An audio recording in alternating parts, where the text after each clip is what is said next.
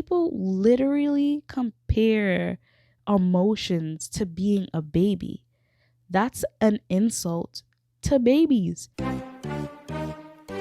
Welcome to A Place for Healing podcast. It's your host, healing coach Avisha Superville.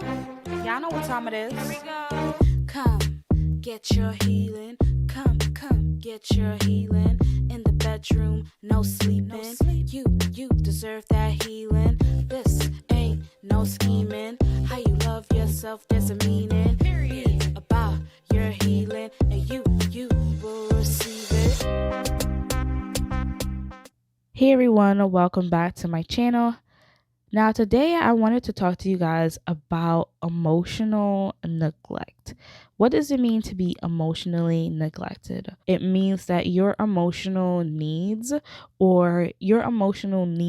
your emotional response, your emotional understanding, your emotions themselves are not being seen as a real enough thing worth addressing and understanding and meeting that person where they're at to comfort those things, those feelings, those responses that come up for them whenever that occurs.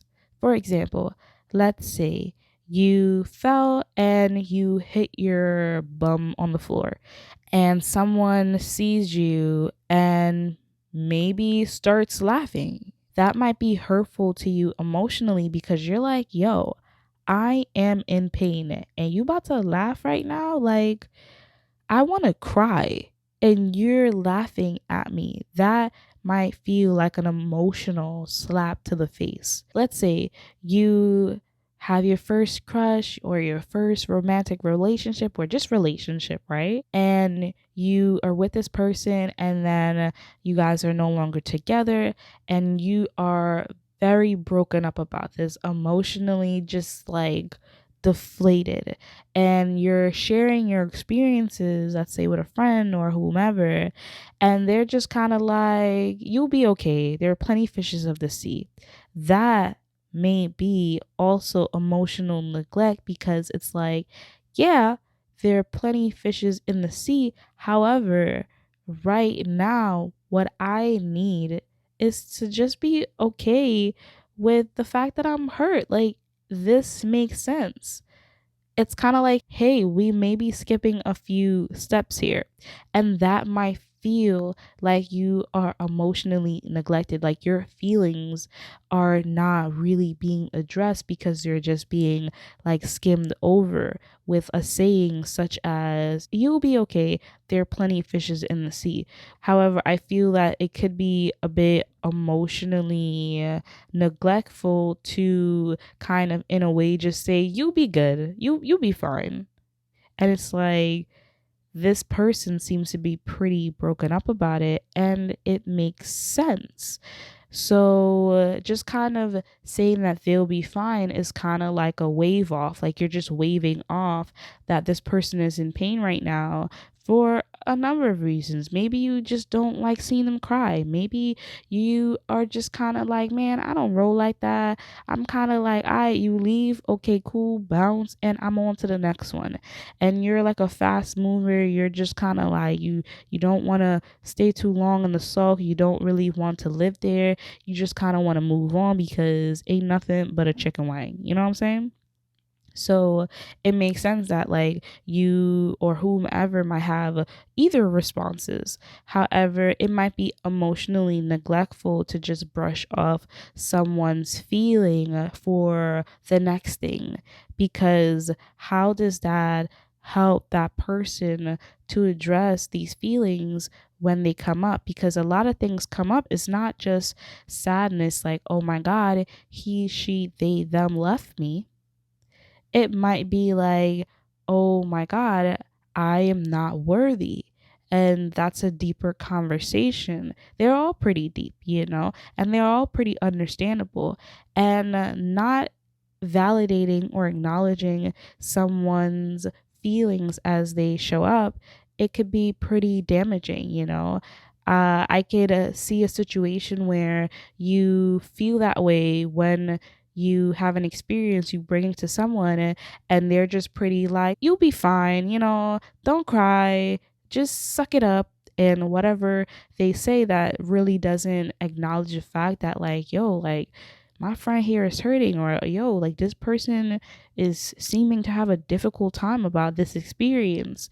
And that person who is having those experiences, that they might feel not be emotionally supported in a way, or emotionally validated, to seem like, you know what, maybe I don't want to talk to this person about these things, because it's like, yeah, I know that they're plenty fishes to see. I knew that before I got hurt, but I'm hurt.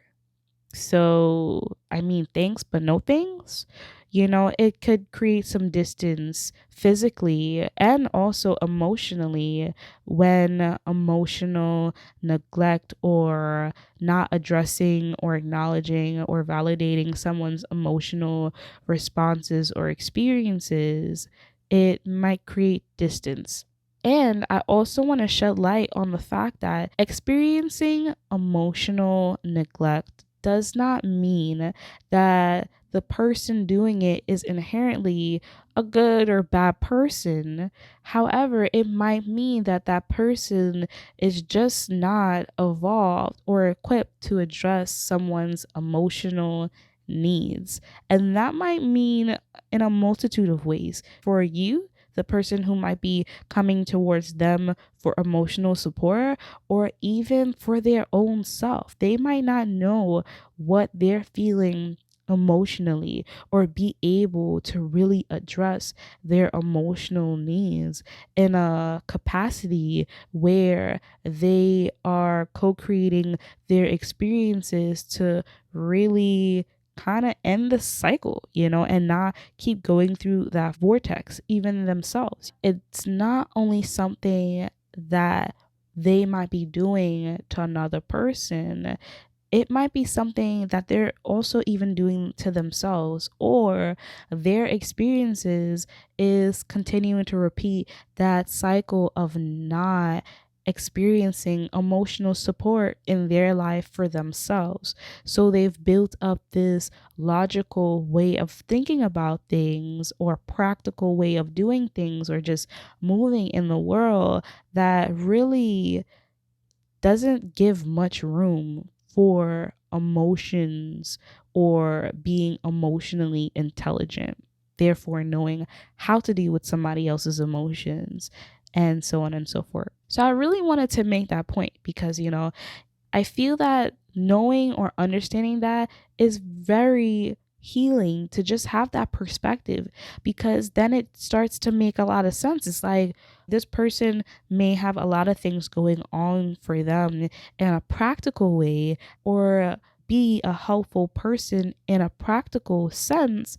However, when it comes to emotional, it's like talking to a ghost, and that be totally understandable, because not everyone understands their emotions, or how to address even their emotions, or in fact, they themselves didn't experience that type of support themselves to even really know what to do. And I also want to say with that, this doesn't happen consciously, not all of the time. This way of being emotionally unavailable, or emotionally distanced, or not really wanting to go too deep, is a trauma response. Because how did that come to be? And typically speaking, these things don't come out of flat air. We learn about our physical capacity. We learn about our emotional and mental capacity based on the experiences that we get acknowledged and validated by others, or championed by others. So if you didn't have this support, or you didn't really have a parent that was super emotional with you, it makes sense that you might then repeat that cycle, because it becomes so unconscious sometimes that it's just kind of like, well, it is what it is. So you tolerate it even for your own self, and you repeat that cycle to other people, because it's like it's really challenging to give someone something that you don't even really understand to even navigate for your own self.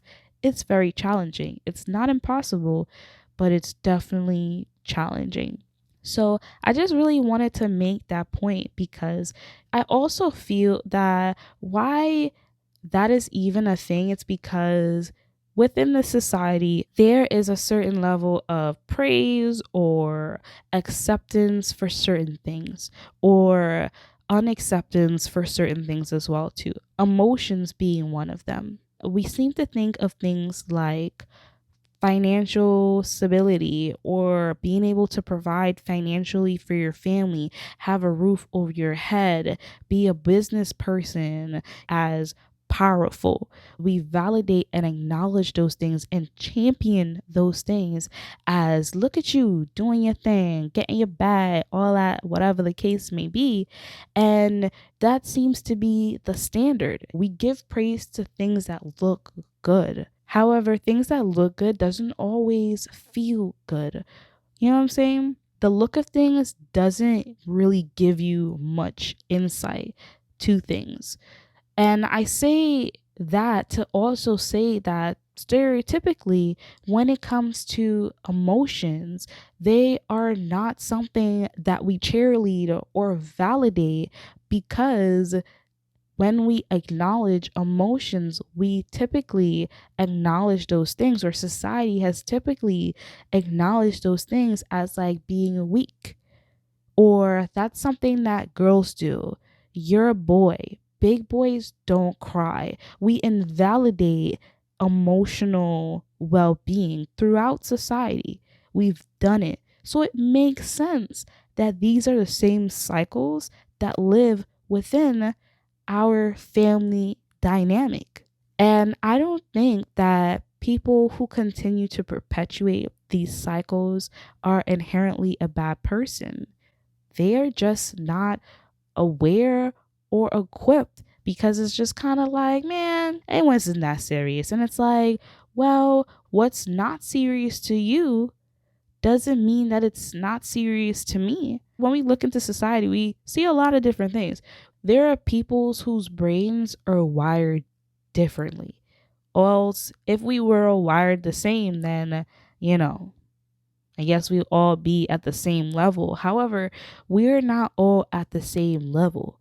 Some people are over here, some people over there, some people are a mix in between. Some people got a lot of things going on for them. However, they choose to shed light on this part of themselves. So their level of awareness might differ from you or me. And that makes a lot of sense. And sometimes, too, experience is our greatest teacher. If I have yet to experience certain things, I might not emotionally connect with what you're experiencing off the jump. However, me not living that experience doesn't mean that I am not able to build my emotional intelligence to understand that we all go through similar and differing things, and that's totally understandable. Long story short, I just wanted to bring this topic to the table so that we can gain some more awareness, so that we can learn how to be more conscious, because some people are very much beholden to the experiences that they've lived, thus making them unable or not equipped or evolve to understand certain levels to whatever.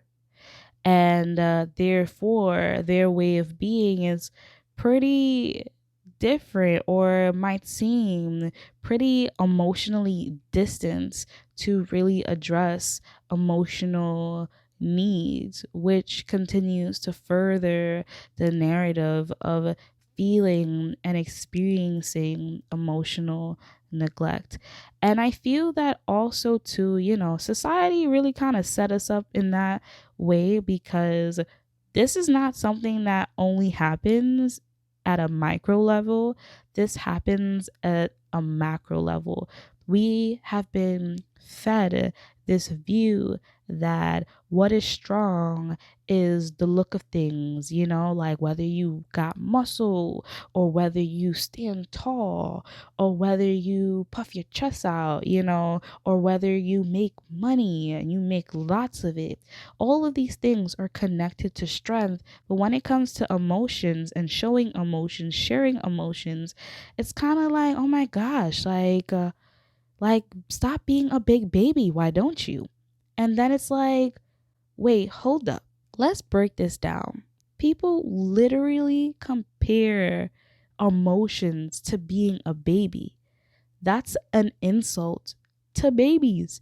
And it's like, that's not their fault, That's how they communicate. It's a form of communication at that stage, and it's a form of communication at any other stage. Why are we looking down at it? And why are we looking down on people that do these things? And it's just kind of like, dang, like, what did the baby do to you? Like, the baby can't talk. Babies come out and they've got a primal way of communicating through sound and through sharing their emotions. And that is the same for years to come, even when you know how to talk and speak. Like, your emotions don't just die out. We might be taught to block those things, And I feel that that way of being is very limited. Why are we limiting ourselves to this? When we come out the womb, fresh out the womb, our emotions, how we communicate, is like the first thing that we learn before we learn anything else. Why are we damning these things that are a part of us? How does that serve you? What are you not addressing by putting down this part of yourself? Now, understandably, there's a balance to things. And when things are imbalanced, the cons outweigh the pros. And that is definitely a conversation worth having. However, the first step is to acknowledge that and validate how that makes you feel. In what ways does that serve you? And what would you like to do about it? So I invite you guys to feel free to answer those questions for yourself or join in the comments section. I really like hearing from you guys and I like interacting. So feel free to share your thoughts. Whether I agree or disagree, this platform isn't to agree or to be agreeable. It's just to lend a different perspective.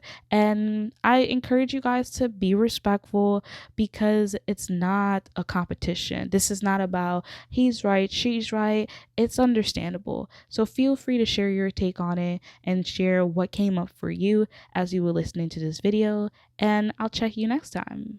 Come, get your healing. Come, get your healing. In the bedroom, no sleeping. You deserve that healing. This ain't no scheming. How you love yourself, there's a meaning.